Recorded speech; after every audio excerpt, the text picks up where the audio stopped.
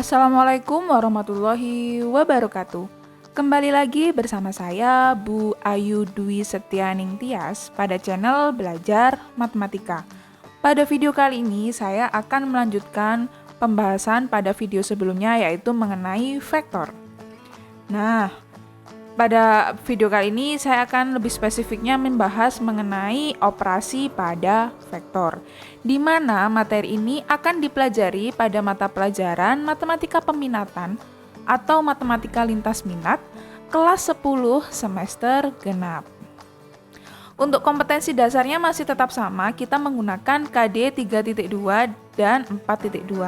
Namun di sini kita akan lebih terfokus pada operasi vektor. Nah, sebelumnya saya ingatkan kembali pada video sebelumnya kita kan sudah mengenal mengenai vektor posisi, di mana vektor posisi adalah vektor yang menyatakan posisi suatu titik terhadap titik pangkal koordinat atau titik 0,0. Nah, vektor posisi titik P berpangkal pada titik 0, yaitu titik pusat koordinat, dan berujung pada titik P, sehingga itu dapat dituliskan sebagai vektor OP atau P kecil. Nah, nih masih ingat kan pada video sebelumnya sudah saya jelaskan mengenai vektor posisi di R2. Nah, di mana jika koordinat S itu X, Y, maka vektor posisi dari S itu adalah S kecil atau vektor US atau sama dengan penulisannya ke bawah seperti ini. XY. Ingat ya, penulisan seperti ini tanpa ada tanda garisnya karena ini bukan pecahan, melainkan penulisan vektor. Nah, begitu juga untuk di ruang 3.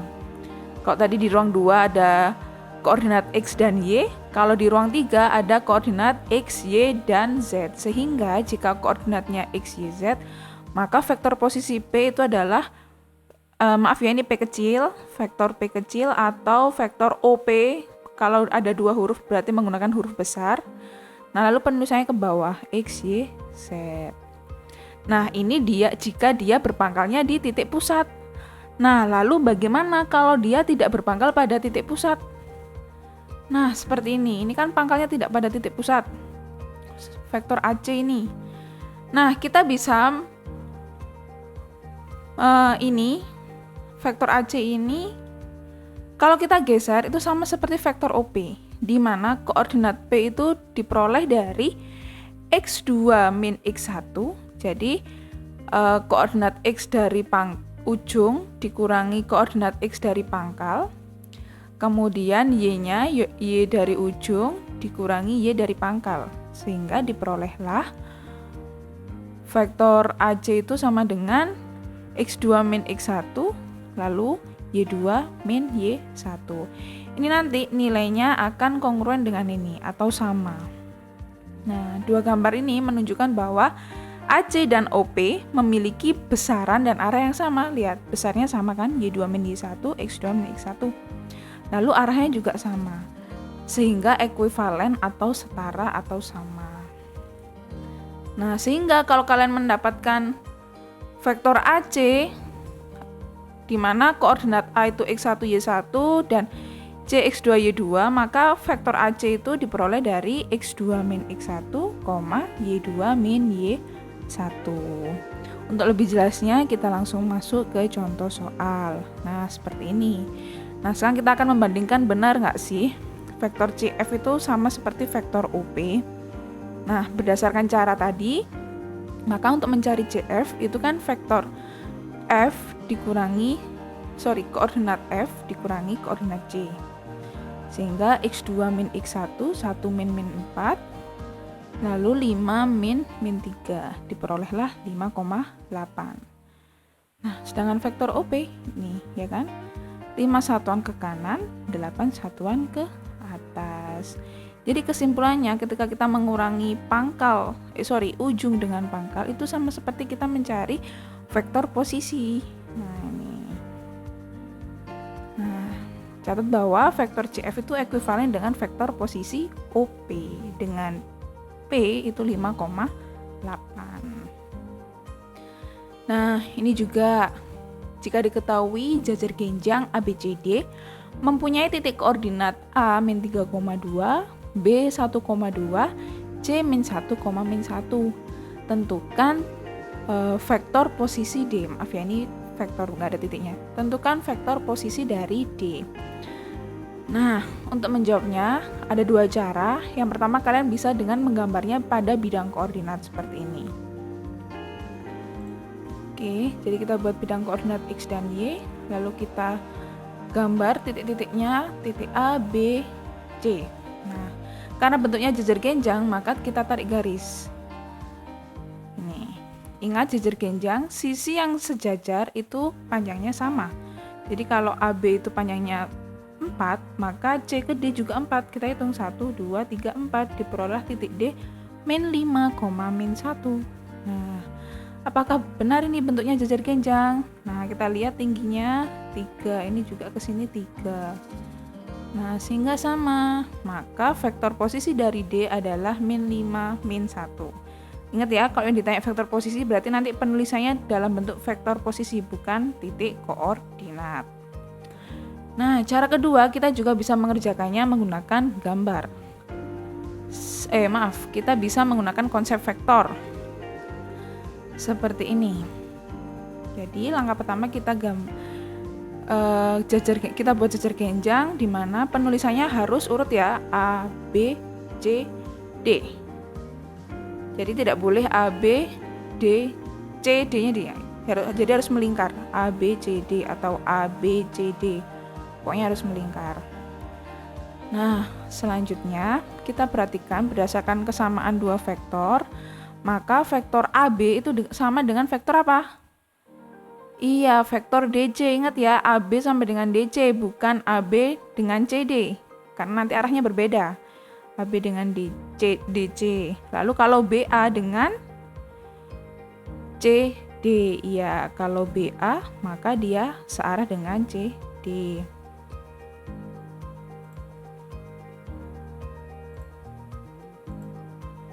Nah, lalu kalau dia CB sama dengan ya DA.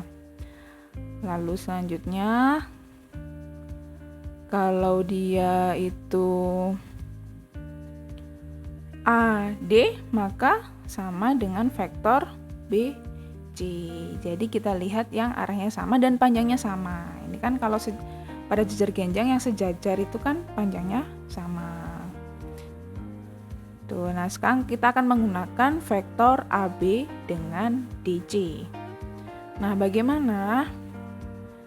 Nah, tadi kan sudah dibuat jejer genjang ABCD, lalu kita ambil vektor AB sama dengan vektor DC.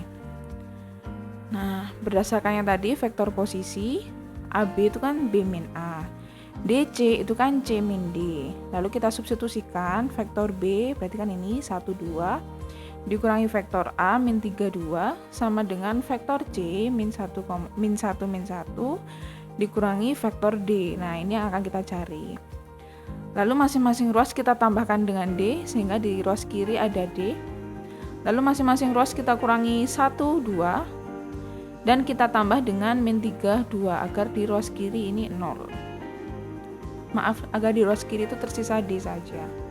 Lalu kita hitung, diperolehlah vektor D itu min 5, min 1. Apakah benar? Min 5, min 1. Seperti itu.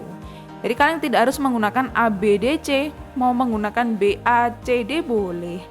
ADBC boleh. Asalkan dia panjangnya sama dan arahnya sama. Seperti itu. Oke, ini adalah materi yang seharusnya dibahas pada video sebelumnya ya. Jadi ini tambahan dari saya. Nah, kalau pada video kali ini kita akan membahas mengenai operasi vektor. Nah, apa saja di sini? Nah, jadi di operasi vektor itu ada beberapa operasi, yaitu penjumlahan, pengurangan, perkalian vektor dengan skalar, dan perbandingan vektor. Yang pertama kita bahas adalah penjumlahan vektor. Nah, jadi pada penjumlahan vektor ini ada dua cara, yaitu cara geometrik dan cara aljabar. Untuk cara geometrik berarti kan berupa gambar ya. Di sini diketahui vektor U dan vektor V. Jadi ada vektor U dan vektor V.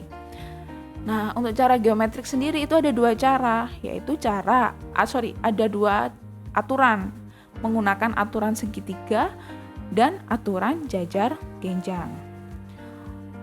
Untuk aturan segitiga, jadi penjumlahan vektor itu nama lainnya adalah resultan. Ini udah pernah kalian bahas di pelajaran fisika semester lalu kan ya?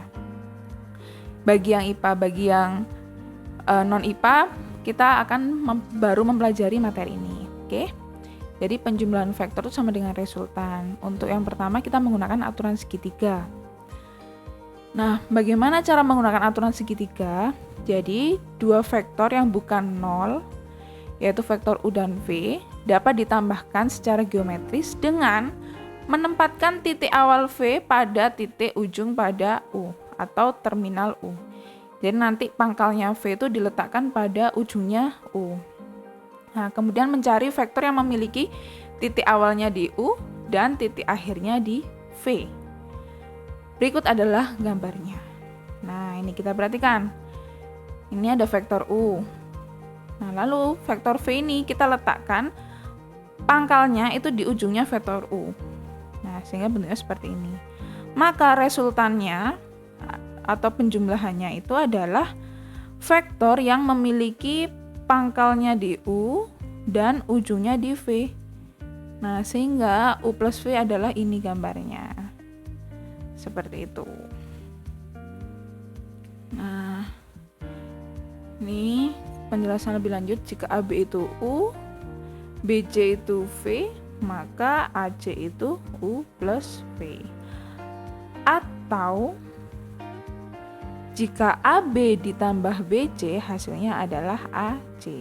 Jadi kita ambil ujung-ujungnya saja. AB ditambah BC itu sama dengan AC. Seperti itu. Nah, yang kedua adalah aturan jajar genjang. Bagaimana aturan jajar genjang?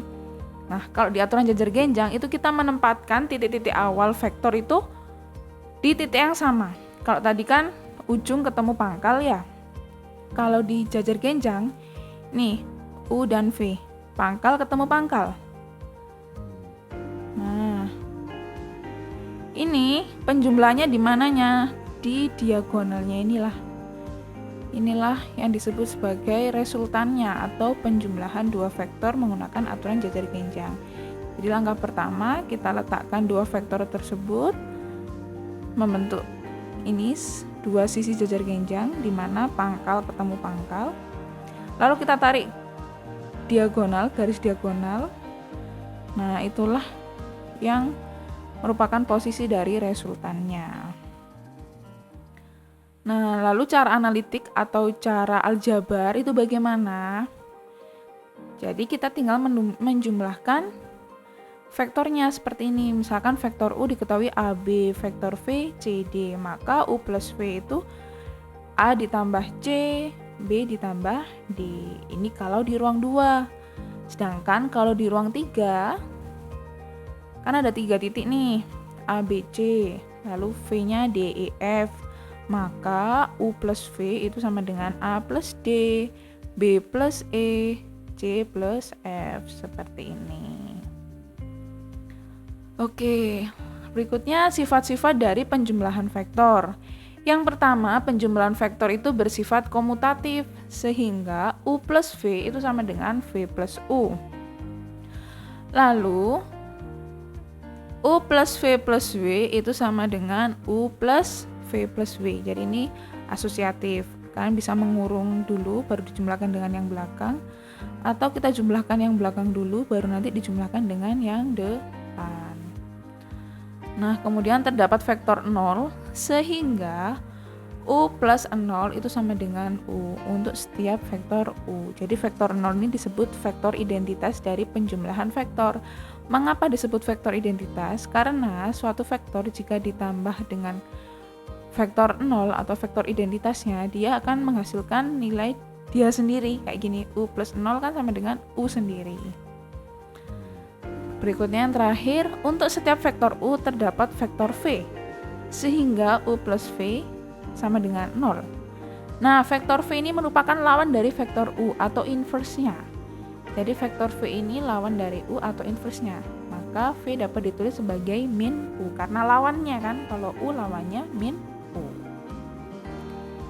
Oke, sekarang kita masuk operasi yang kedua, yaitu pengurangan vektor. Nah, sama seperti penjumlahan, pada pengurangan ada dua cara geometrik dan cara analitik atau cara aljabar. Di cara geometrik juga ada dua aturan segitiga dan aturan jajar genjang. Nah, di sini untuk cara geometrik langkah pertama, diketahui vektor U dan vektor V. U dan V. Lalu vektor min V merupakan lawan dari vektor V. Karena lawan, maka besarnya sama, namun arahnya berbeda. Ingat ya, lawan itu besarnya sama, arahnya beda. Bukan besarnya beda, arahnya juga beda. Tetapi yang berbeda hanya arahnya saja. Nah, kemudian untuk aturan segitiga, kalau tadi di penjumlahan pangkalnya U itu kan bertemu dengan pangkalnya V bertemu dengan ujungnya U. Sedangkan kalau pengurangan ini pangkal ketemu pangkal, jadi pangkalnya U bertemu dengan pangkalnya V. Nah, selanjutnya ketika pangkal sudah kan kita gambar dulu U dan V, pangkal ketemu pangkal, lalu kita tarik garis. Nah, pangkal dari V pangkalnya di ujungnya V, sedangkan ujungnya di ujungnya U. Nah, ini kan ujung ketemu ujung, maka U-nya tetap. Sedangkan yang V itu jadi min V. Kok bisa seperti ini? Nah, ini konsep dasarnya. Jadi seharusnya berdasarkan aturan segitiga, pangkal kan bertemu dengan ujung, bukan pangkal ketemu pangkal. Seperti ini. Nah, supaya sesuai dengan aturan segitiga, maka kan ini harus kita balik nih arahnya. Nah, V kalau kita balik kan jadinya min V. Sehingga resultannya kan berawal dari pangkal ke ujung. Pangkalnya min V, ujungnya U. Nah, terbentuklah min V plus U. Sama kan min V plus U dengan U min V. Nah, itu konsepnya. Jadi gampangannya kalian tarik dua vektor, kita tempatkan pangkal dengan pangkal. Kemudian kita tarik hasilnya itu di mana ketika pangkal bertemu dengan ujung itu maka nanti ini jadi kebalikannya yaitu min V. Tapi kalau ujung bertemu dengan ujung ini kan sudah sesuai, maka tandanya tetap U. Nah, seperti ini kan. Karena kan harusnya pangkal ketemu pangkal. Nah, ini kan karena pangkal ketemu ujung, maka harus kita benarkan nih. Bagaimana membenarkannya? Berarti kita balik jadinya min V. Oke. Jadi AB min AC itu kan sama seperti min AC plus AB. Ya kan? Artinya sama kan ini. Nah, min AC itu sama seperti vektor CA. Oke, jadi kebalikannya AC itu kan CA. Jadi kita bisa menulis min AC atau bisa menulis dengan CA. Sehingga CA plus AB itu sama dengan CB. Jadi CB itu U min V. Oke, berikutnya adalah aturan jajar genjang. Nah, kalau di aturan jajar genjang sama U dengan V kita letakkan pangkal dengan pangkal. Sama kayak tadi ya, sama kayak penjumlahan. Nah, tetapi posisi pengurangannya di mana? Nah, ini kita tarik lawannya V. Kita ambil garis lawannya V di seberangnya V. Jadi ini seberangnya kan ini. Sehingga nanti posisi U itu menempati posisi diagonal dari jajar genjang. Oke, ini V, min V di sini. Nah, sehingga U min V posisinya di sini. U min V posisinya di sini. Nah, coba deh. Kalau aturan jajar genjang di penjumlahan, kan pertama pangkal ketemu pangkal. Lalu hasil penjumlahannya kan yang diagonalnya. Nah, ini kita cek. Ini dengan ini, apakah kalau dijumlahkan hasilnya U? V ditambah U min V? Ya, hasilnya U. Nah, seperti itu. Jadi, gampangnya gini, pada pengurangan vektor, salah satu vektor yang ingin kita kurangkan, misalkan U min V, maka yang mau dikurangkan kan V. V-nya jadi min V. Nah, sehingga posisi U-nya itu terletak di diagonalnya. Sedangkan kalau kalian mau V min U, maka nanti yang terletak pada diagonal sini yang di tengah itu adalah yang V. Jadi nanti di sini U, V ini min U. Maka terbentuklah V min U. Seperti itu. Oke, yang kedua adalah cara analitik, sama persis seperti yang tadi, hanya bedanya di tanda operasinya. Jadi kalau di ruang 2 diketahui vektor UAB, vektor VCD, maka U min V, A min C, B min D. Begitu juga di ruang 3. Nih, A min D, B min E, C min F. Oke, sekarang yang ketiga, perkalian bilangan dengan vektor. Jadi bilangan kita bisa menyebutnya sebagai skalar. Bisa juga disebut perkalian skalar dengan vektor. Sama, di sini ada dua cara geometri dan cara analitik. Untuk cara geometrik, misalkan di sini diketahui vektor U. Perkalian bilangan dengan vektor U, maaf ya ini U, dapat digambarkan sebagai berikut. Jadi kalau ada 2U, maka U-nya ada 2 vektor U-nya. Nah ini. Maka 2U seperti ini gambarnya. Sedangkan kalau ada min 2U, karena ada minnya, berarti kan arahnya berlawanan, tapi panjangnya 2 kalinya. Karena U ini segini, kalau 2U kan segini. Karena min kita balik. Nah, jadilah seperti ini. Kemudian setengah U, berarti dari U ini kita bagi 2, jadinya setengah U. Maka dari gambar ini dapat kita simpulkan bahwa jika M itu suatu bilangan dan U suatu vektor, maka berlaku MU dan U searah jika M lebih dari 0. Jadi ketika M-nya ini positif seperti ini, maka nanti dia searah vektornya. Namun jika M-nya kurang dari 0 atau negatif, maka nanti vektornya berlawanan arah dengan vektor semula, yaitu vektor U.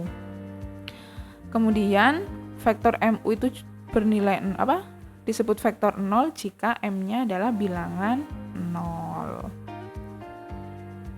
Nah, berikutnya adalah cara analitik. Untuk suatu bilangan M dan vektor U pada dimensi 2, maka jika U sama dengan AB, maka MU itu sama dengan M kali. Jadi kita kalikan pada masing-masing. M kali A, M kali B.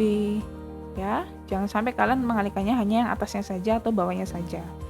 Jadi harus dikalikan ke masing-masing atas dan bawah. Begitu juga di ruang 3.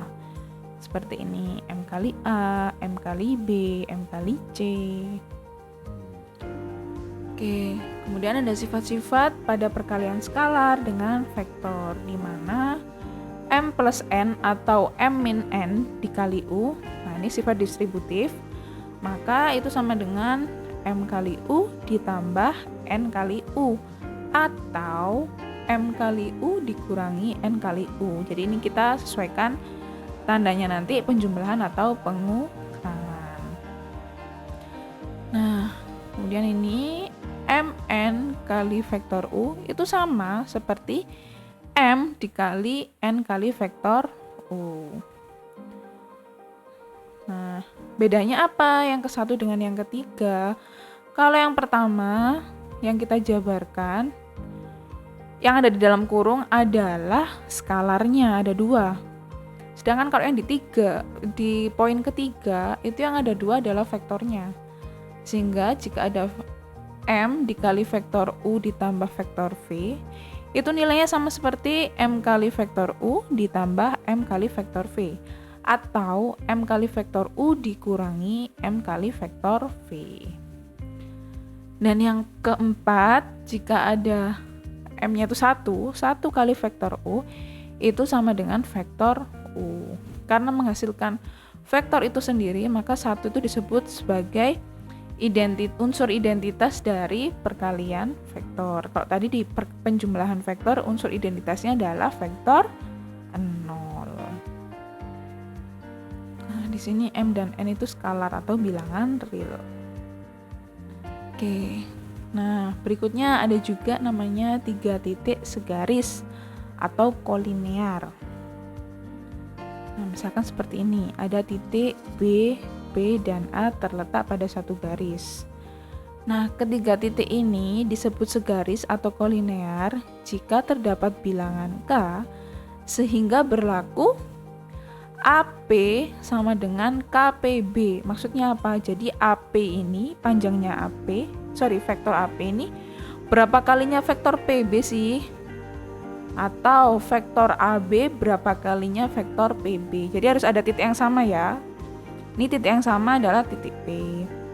Ini titik yang sama titik B. Ini titik yang sama titik P. Ini titik yang sama titik A. Nah, jika kalian menggunakan vektor yang berbeda, maka nanti K-nya juga berbeda. Tidak apa-apa, asalkan nanti K-nya itu ketemu, maka dia disebut segaris. Tetapi kalau tidak ada K-nya, atau K-nya berbeda antar titik, misalkan perbandingan antara X, Y, dan Z itu K-nya beda, maka dia tidak segaris, seperti itu ya. Jadi ketika kalian mengerjakan, kok K-nya antara anak satu dengan yang lain berbeda? Iya, karena dia menggunakan perbandingan yang berbeda. Misalkan si A, AP sama dengan KPB, sedangkan si B itu BA sama dengan KPA. BA dengan PA, satunya seperti ini aja, BP dengan PA, sedangkan yang satunya AP dengan AB. Nah, beda kan perbandingannya AP dengan AB, BP dengan PA. Nah, itu tidak apa-apa, asalkan nanti K-nya ketemu. Oke, biar lebih paham kita masuk ke contoh soal aja ya. Nih, diketahui titik koordinat P itu min 1, 4, min 3. Q 1, 0, min 5 dan R 4, min 6, min 8. Buktikan bahwa titik PQR itu kolinear atau segaris.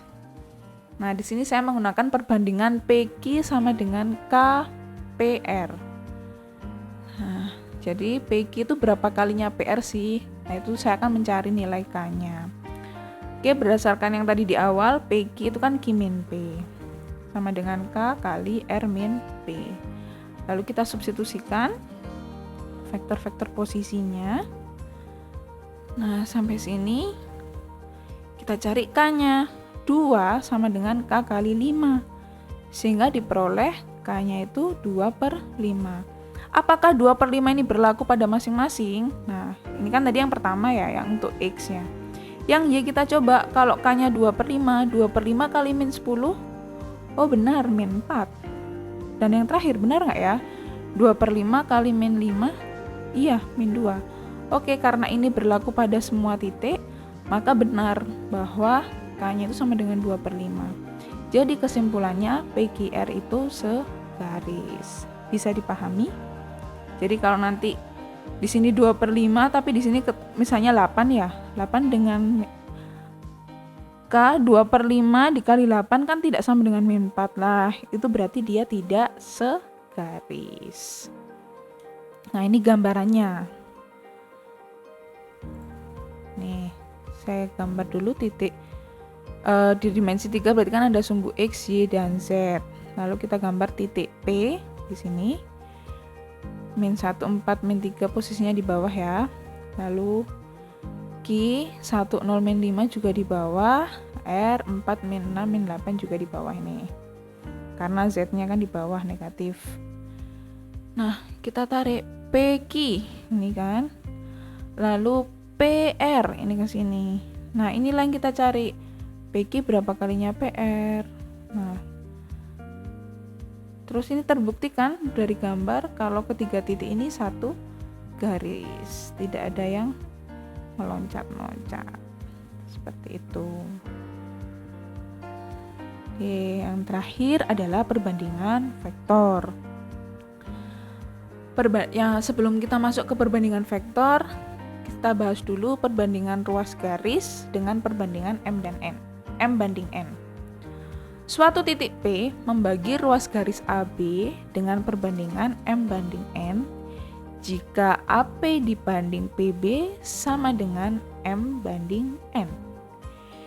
Jika P di dalam AB, maka AP dan PB memiliki arah yang sama dan MN itu tandanya sama. Namun jika P di luar AB, maka AP dan PB mempunyai arah yang berlawanan dan MN mempunyai tanda yang berlawanan. Seperti ini. Nah, ini P itu kan ada di tengah-tengahnya AB. Maka ini membagi di dalam maksudnya. Sehingga nanti AP, PB, nah ini kan arahnya sama. A ke P, sama-sama ke kiri kan? A ke P, P ke B. Nah, maka nanti perbandingannya juga sama tandanya. Sama-sama. Misalkan ini min 5, ini juga ini min 5, ini 2, ini 5 gitu ya. Sama-sama positif. Tetapi, ini kan, AP dibanding PB itu M dibanding M plus N. AP PB M banding N, sedangkan AP banding AB itu M dibanding M plus N. Konsep ini udah pernah ya dipelajari di bangku SMP. Nah, kalau yang di luar bagaimana? Nah ini, jadi ada garis AB, ruas garis AB, lalu P-nya itu di luarnya, nggak ada di tengah-tengahnya. Nah, karena di luarnya, maka nanti AP dibanding PB, otomatis kan arahnya beda. A ke P itu ke kiri, P ke B itu ke kanan. Nah, karena arahnya berbeda, maka A ke P itu M, sedangkan P ke B itu min M, min N. Sehingga AP dibanding AB itu adalah M, maka AB itu kan M min N. Ini kan segini tuh M min N. Seperti itu, bisa dipahami ya. Jadi kalau membagi di luar posisinya seperti ini dan tandanya berubah. Kenapa sih Bu kok bukan min M banding N? Nah, jadi ruas garisnya itu kan ruas garis AB, bukan BA. Karena AB maka harusnya arahnya kan ke kiri, A ke B.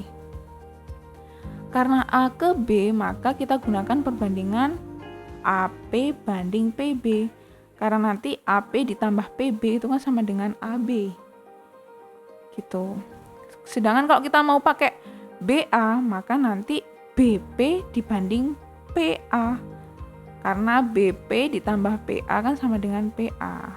Pangkal ketemu ujung. Seperti itu. Jadi kita lihat ruas garisnya apa nih.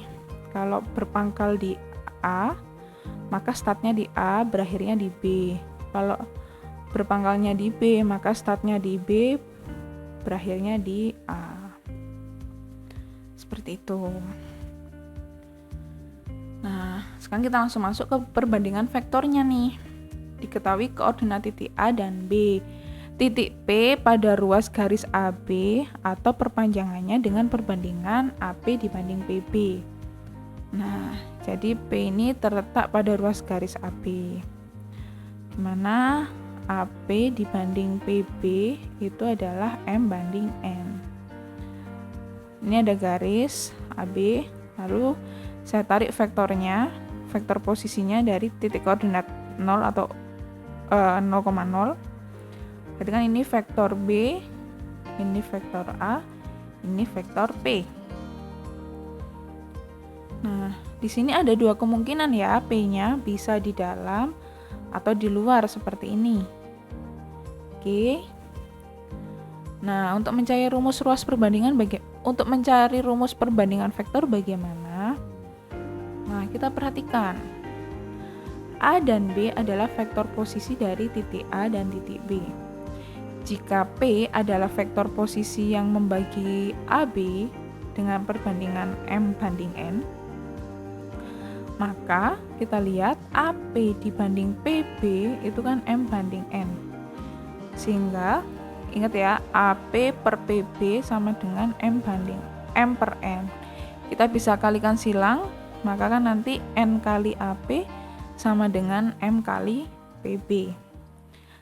Sehingga kalau kita jadikan vektor NAP sama dengan M kali vektor PB.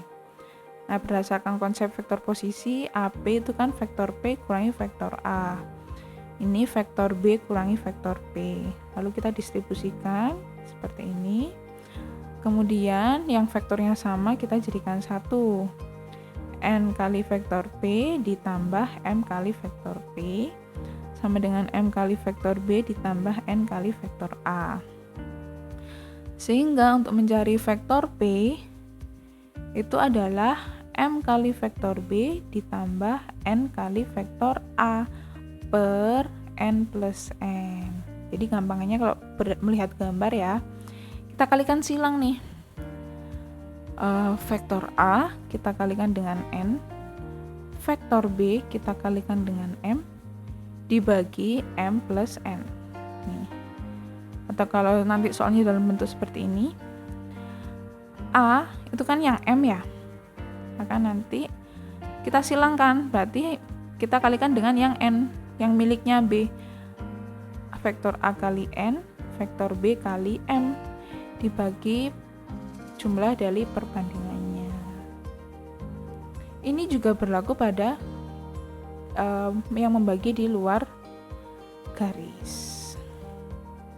Nah, tadi berdasarkan kesimpulannya, P itu kan M kali B ditambah N kali A per M plus N.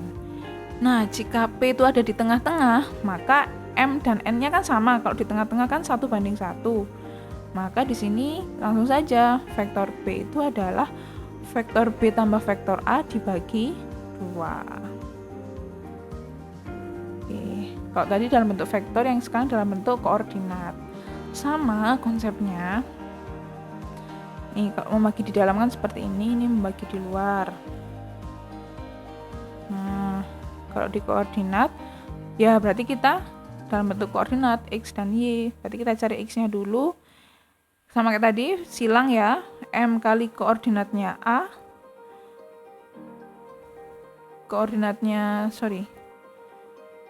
M dikali koordinatnya B. Koordinatnya B kan yang 2 ya, X2, Y2.